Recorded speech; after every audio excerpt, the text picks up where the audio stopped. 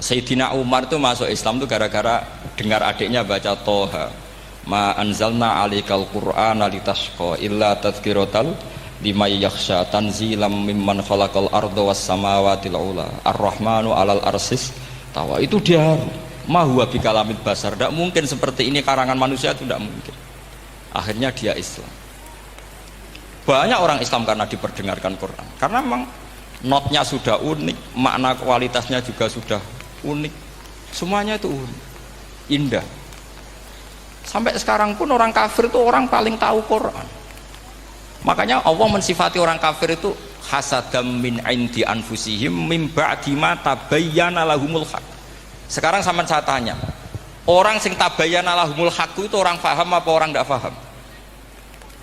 Mereka orang kafir itu mengingkari Quran, padahal min ba'di ma tabayyana lahumul haq, setelah kebenaran nyata bagi mereka. Nyata bagi mereka artinya orang kafir paham atau tidak paham? Paham. Cuma mereka punya penyakit hasadam min indian.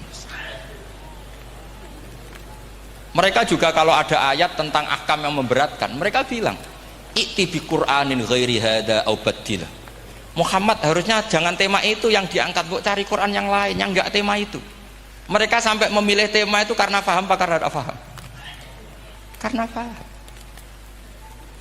Makanya di makalah saya pastikan ngaji tafsir itu gampang, karena orang kafir pun bisa. Kalau kasus Ahok itu bukan paham itu melintir, beda. Paham sama melintir itu beda. Itu diterjemah kemenang itu jangan mengangkat kawan orang Islam, bukan mengangkat pemimpin. Ya likinya kalau ngangkat teman saja tidak boleh, apalagi ngangkat pemimpin. Fatal mana berteman sama orang salah sama ngangkat. Saman kancanan maling ini apik nak menawa nang andani. Terus ngangkat, "Hei maling ke pimpinanku." Parah mana? Parah mana? Artinya sama saja ketika diterjemah jangan ngangkat teman. Sebetulnya ngangkat pemimpin lebih fatal. Itu kan mafhum awlawiyah, itu kan normal saja. Itu di Quran biasa, misalnya innalladzina ya'kuluna amwalal yatama dzulman. Orang yang makan hartanya anak yatim secara zalim. Kamu bilang, "Gus, saya tidak makan kok, sepeda motornya tak gasap, tak jual." Yang diharamkan kan makan. Wah, ya sarap kalau gitu. Maknanya begini, memakan harta anak yatim artinya ifsad. Ifsad itu merusak. Nak ngono ikhraq, membakar atau mencuri sama dengan makan, bal asyad, malah kan lebih apa? Lebih apa? Dasar. Jadi yakuluna di situ tuh ba'dul amsilah, sebagian contoh min wujuhil ifsad atau min wujuhil ihlak. Jangan kok karena ayatnya makan, oh yang haram tuh makan, kalau nyuri gak apa-apa. Wah ya fatal.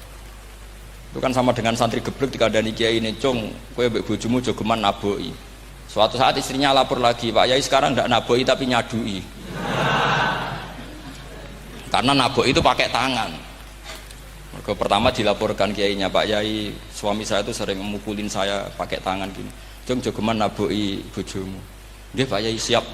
Suatu saat istrinya lapor, "Pak, tetap benjut, kenapa? Kalau nak ini disadui." Mereka pikirannya, sing haram nabok, nak nyaduk halal. Wah, itu kan ngajak goblok bareng. Nah, masalahnya di usul fikih kasusnya seperti itu. Makanya saya ini kadang ya maliki sekali. Kadang saya itu maliki sekali. Kadang ya. Misalnya begini, saya beri contoh. Ini yang kisah nyata ya. Ada seorang Arabi datang ke Rasulullah. Ya, tadi kan teman-teman minta juga ilmu hadis ya. Ini satu paket saja. Itu tadi nanti kalau sampean kasih lalim itu sudah ada urusan saya tadi. Nunggu orang mati banyak tadi. Kalau nggak usah nunggu orang mati, sarannya tadi apal tadi. Ya Rasulullah, ahlak tuh. Saya ini orang yang rusak. Wa ma ahlakaka, lalu yang bikin rusak kamu apa? Qol waqatu imroati fi nahari Ramadan. Saya menjima istri saya ketika masih siang. Fi nahari Ramadan, siang Ramadan. Walhasil Nabi tidak menyuruh hanya kodok, tapi menyuruh kafaroh. Kafarohnya itu merdekakan budak, atau memberi makan 60 orang miskin, atau puasa berapa?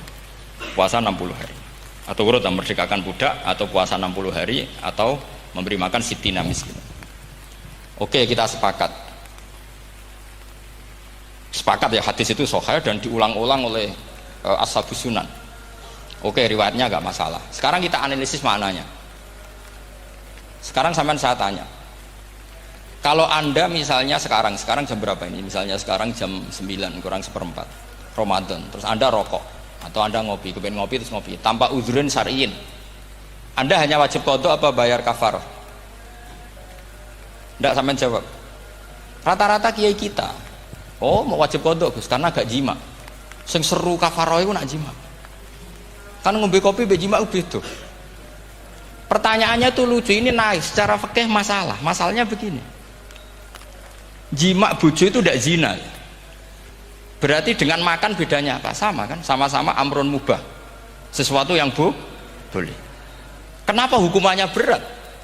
Makanya kata Imam Malik, ndak itu nilainya. Nilainya adalah hadku hurmati Ramadan bi ghairi udzrin syar'iyyin. Makanya kata Imam Malik, siapapun yang makan fina hari Ramadan, iftar apapun fina hari Ramadan bi ghairi udzrin syar'iyyin, maka hukumnya sama dengan jima fina hari Ramadan. Karena sama-sama ihlak ifsad hurmata Ramadan bi ghairi udzrin syar'iyyin. Loh, ini ilmiah. Kamu udah harus cocok, tapi otak kamu harus percaya. Loh iya kan beda kan? Saya secara nafsu tidak cocok, cek berarti. Tapi ilmiah saya setuju. Kalau kiai ngandani itu kan pasti pakai badul amsilah, kan nggak mungkin semua contoh disebut. Jong penak melaku-melaku jogeman delok wedok iku mari setan. Mboten delok Mbah, nyekel lho malah parah to.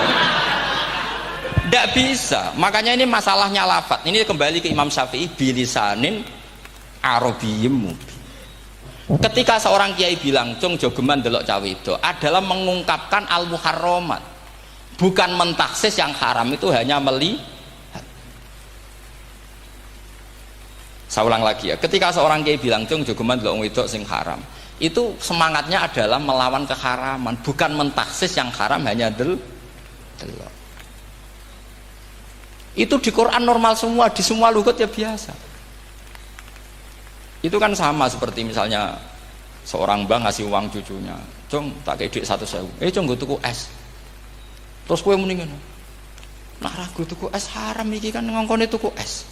Lah kepen putumu mati kan nyeben 100.000 gue tuku es. Ya mulai dulu istilahnya nak bange ke ibu tuh cung 100.000 gue tuku es. Cara wong kuno. Nah, maksudnya gue pokoknya umumnya cak cilik senane es cuma nyebut. Ya sudah seperti itu. Sama seperti Quran menghentikan begini. Ini memang salate yang fikih dulu, yang pokok-pokok. Di antara yang nggak boleh dikawin adalah wa antasma'u bainal ukhtaini illa ma qad salah. Kamu tidak boleh menikahi Sri dan Zainab, kakak beradik. Sudah sepakat nggih? Fi nikahin wahid nggak boleh al jam'u bainal ukhtain. Jadi mbaknya kamu kawin, adiknya kamu kawin fi nikahin wahid. Tapi nak ngeduni boleh, berarti kan dengan waktu yang berbeda. Quran hanya menyebut itu. Kemudian Rasulullah zaman Sugeng itu hanya nambahi wala binal mar'ati wa ammatiha wala binal mar'ati wa kholatiha, juga gak boleh menikahi ponaan plus buliknya, baik bulik dari bapak yaitu ammah maupun bulik dari ibu disebut apa? Kholah. Kemudian ulama fikih merasa ada yang kurang, ditambahi lagi dua perempuan yang andekan yang satu itu lelaki kok haram nikah, berarti haram jam'u fi nikahin wahid. Misalnya cucu rabibahnya boleh enggak? Enggak boleh kan? Berarti kalau sampai ngumpulkan cucu dan mbahnya fi nikahin wahid juga enggak. Tapi orang yang waras itu tidak akan nyalahkan Quran ketika tidak lengkap. Wa antasma'u bainal ukhtain ila ma qad sal, ini tidak lengkap. Yang haram kan tidak hanya jam'u bainal ukhtain, termasuk mengumpulkan cucu dan mbahnya. Karena Quran nggak mau dengan logika tidak waras, itu tidak mau. Taruh saja orang itu rata-rata mbahnya kan umur 70 tahun, cucunya umur 17 tahun. Makanya Quran hanya bakas wa antasma'u final ukhtain, karena yang mungkin masih menggugah selera itu dua. Tapi kalau cucu sama mbahnya itu, kalau ada yang masih selera kan ya sarap tuh. Tapi fikih sebagai kaidah tetap menerangkan termasuk yang haram jam'u adalah bainal mar'ati wajad dati. Paham juga maksud? Artinya ketika menyebut itu tidak jaminan merangkum semua hukum, tapi ba'dul amsilah. fa innal akila yaktafiya bi isyaratil ba'di, karena orang kalau punya akal diisaroi sebagian sudah paham. Ini penting kalau aturakan, jadi ini penting. Nah bayangkan sekarang banyak gerakan-gerakan ahli Quran katanya tapi nggak memahami ilmu usul fikih. Qur'ane ra ono ya wis, nang Quran ra ono cerita harame asu, nak ngono asu ya halal, ora ono Qur'ane. Sing ra ono iku tekem ora Qur'ane, kok aneh-aneh kowe.